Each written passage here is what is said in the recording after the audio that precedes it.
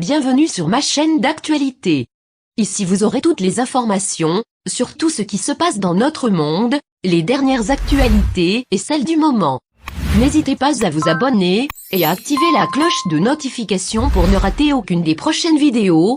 Si le reste de la ville portuaire semble aux mains des Russes, l'immense site sidérurgique résiste. Mais pour combien de temps? Environ 2000 soldats ukrainiens y sont retranchés, ainsi que plusieurs centaines de civils et de blessés. Un nom, une usine et un symbole.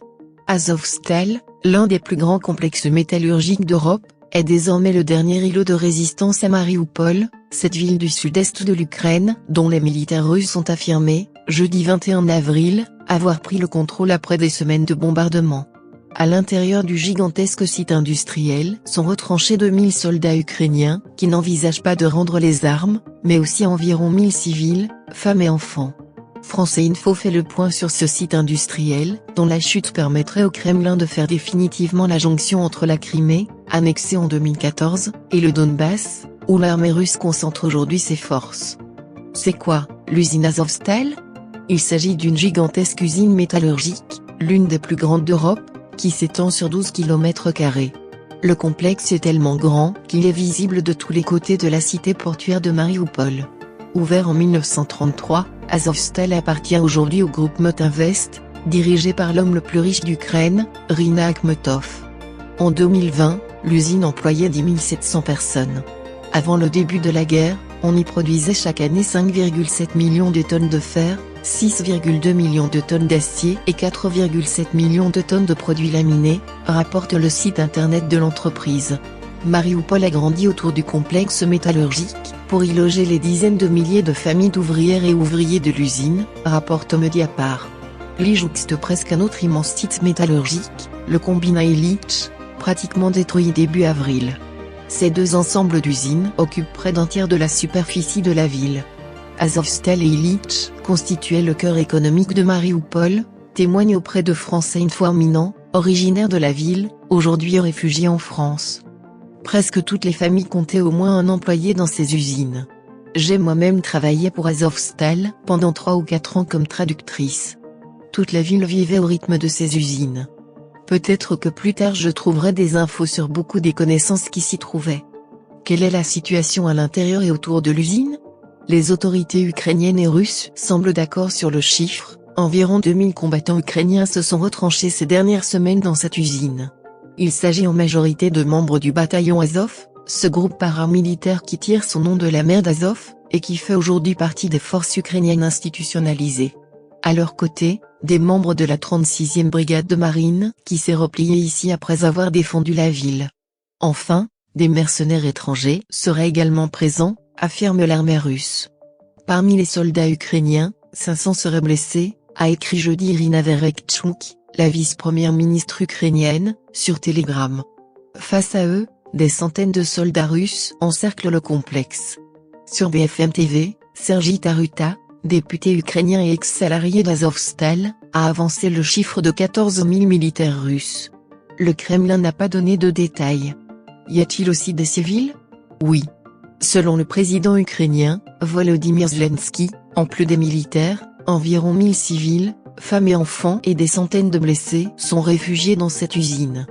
Lundi, le commandant du bataillon Azov, Denis Prokopenko, a lancé un appel à l'aide en diffusant une vidéo dans laquelle témoignent des femmes et des enfants qui disent vivre depuis des semaines dans ces abris.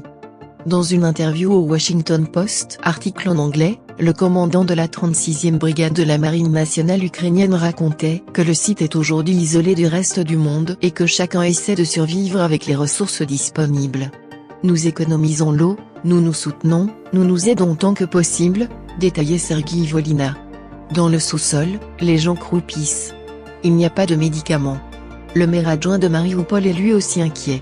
Il manque de tout, assure à la BBC, article en anglais, Sergueï Orlov. Il manque d'eau, de nourriture, de médicaments, d'aide. Et la Russie bloque tout, toute l'aide humanitaire et les évacuations. Ce n'est pas la première fois que les souterrains d'Azovstal servent d'abri. En 2014, déjà, lorsque les séparatistes pro-russes avaient lancé l'assaut sur Marioupol, des habitants de la ville s'y étaient cachés.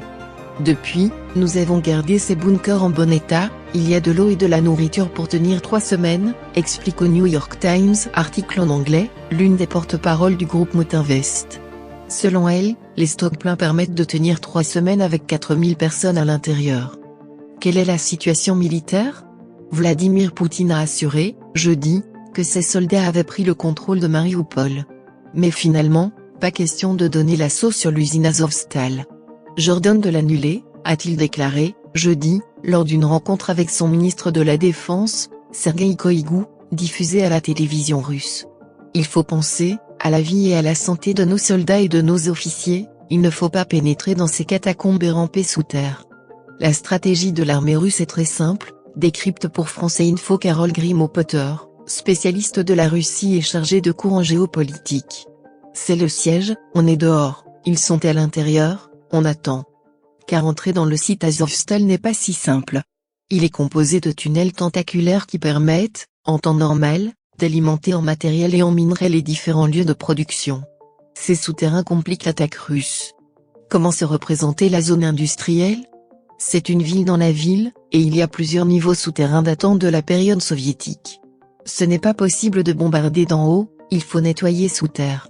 Cela prendra du temps, a admis fin mars Édouard Bassourine, le représentant des forces séparatistes pro-russes de Donetsk. Certaines sources évoquent ainsi plus de 20 km de couloirs en sous-sol, jusqu'à 30 mètres de profondeur. Pour les forces russes, l'entrée dans les tunnels est impossible, a confirmé Alexander Greenberg, analyste au Jerusalem Institute for Security and Strategy, JIS. Elles peuvent essayer de le faire, mais elles seront massacrées parce que les défenseurs des tunnels ont l'avantage tactique absolu. Même une attaque nucléaire ne pourrait pas détruire les lieux, a estimé à la télévision russienne Gagin, un conseiller russe dans la région séparatiste de Donetsk, rapporte le Télégraphe. Merci d'avoir regardé cette vidéo. N'oubliez pas de mettre un like, partager. À bientôt pour une nouvelle vidéo.